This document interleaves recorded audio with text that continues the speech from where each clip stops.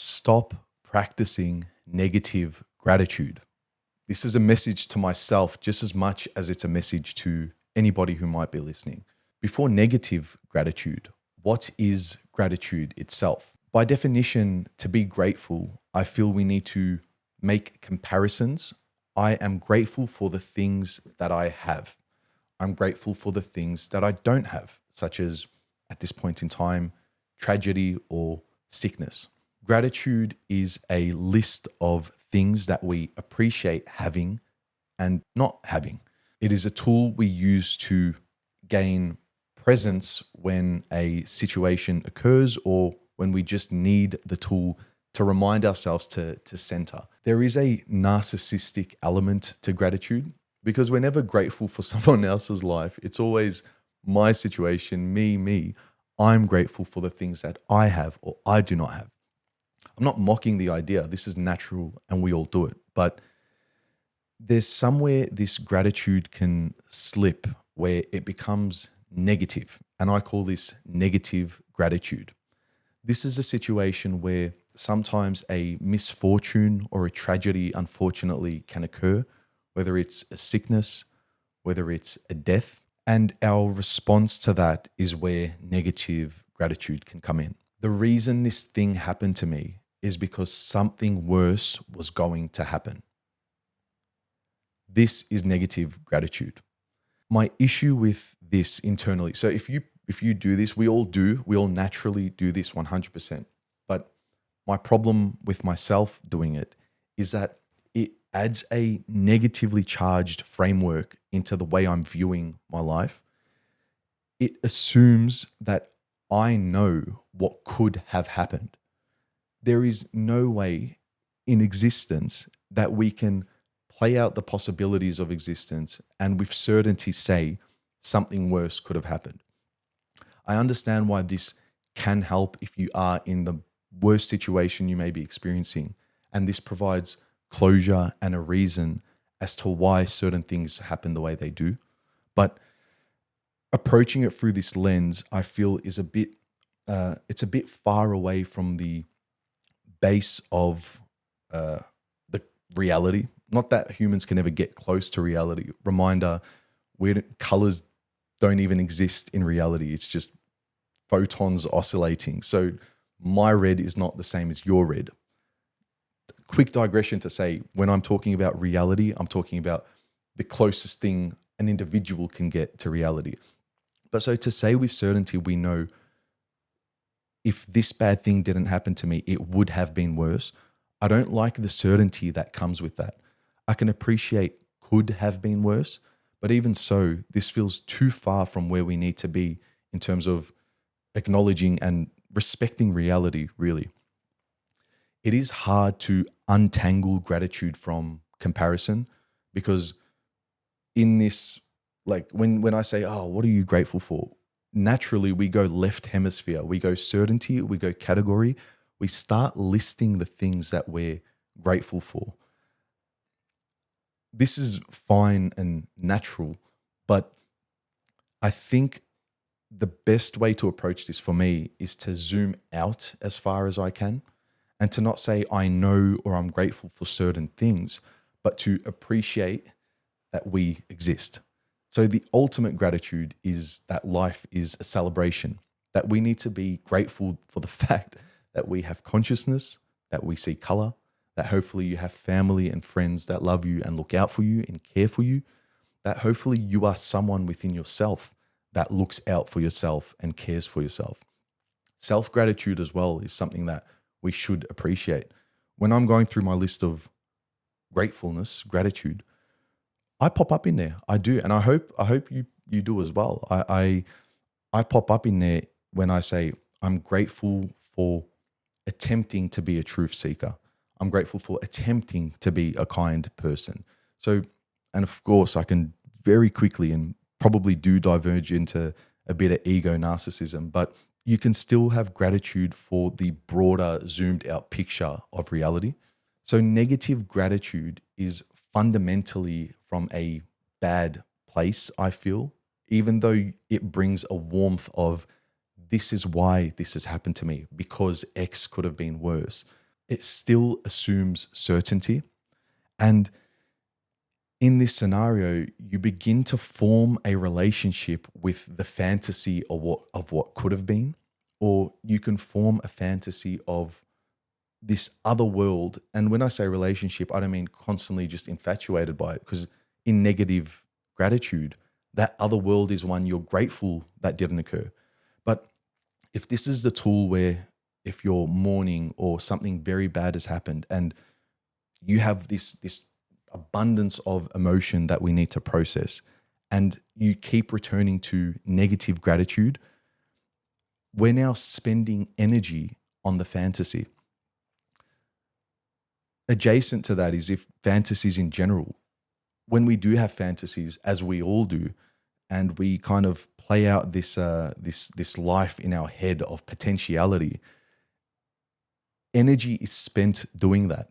Energy is spent just frying, thinking about potentials, as opposed to actually acting out what you want to manifest in existence. There is no other version of reality. There's no other version where you could have said that thing or should have said that thing, because the version of you that did or didn't was only ever going to or not. You get what I'm trying to say there. I'm trying to word my words oddly, but I'm trying to create the dichotomy of is or is not doesn't matter, because the only way it plays out is the way that it did play out. Everything else is just a neural pathway, is just a projection on the screen of our consciousness. Nothing else is real. This is it. This be all we got. I'm hoping to not come off too guru-like, as if I've got it down, but these are concepts that I can intellectualize and attempt to articulate. And at least through awareness can we try to slowly see the world from a way of a more centeredness, which I think when we view ourselves different from the world, or if we fall into our fantasies, it kind of creates these divisions. I have a tree branch analogy, which I think captures this concept well, where you would not be mad if a tree branch fell on you. If a tree branch fell on you, you would not ask, why tree branch? Why did you fall on me? Even if it creates a sadly debilitating neck issue. The tree branch fell because the tree branch fell.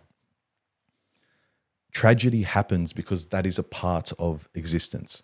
The tree analogy forces me to remove intentionality and remove my story and myself and the meanness of everything that is happening. And it reminds me, we are just one with nature. We are nature. We are both the branch and the neck.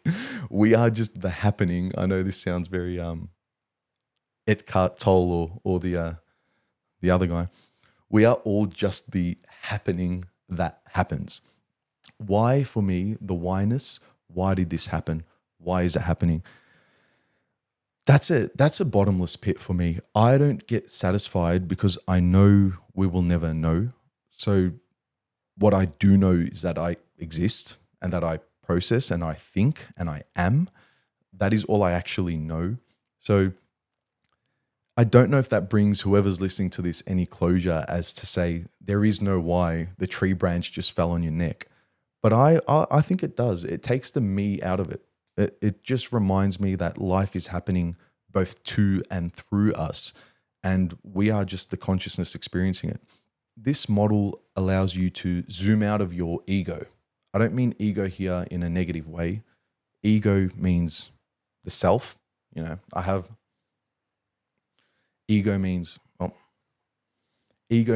the self. You need a story. You have we're all in the driver's seat of this human, this individual that's living, has their story, is eating, is doing everything that humans do and going through the narration of their life. The why is, I don't want to say narcissistic, because that's inconsiderate of people who are in a place of suffering mentally, internally.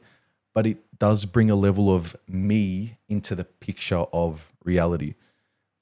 Whereas this tree branch analogy, or gratitude for the celebration of life as opposed to negative gratitude, removes you from the center of the whole story. It's not why is it happening to me. It just becomes it is happening again to and through me. We are just a part of everything that does happen. That has to help reduce suffering, doesn't it?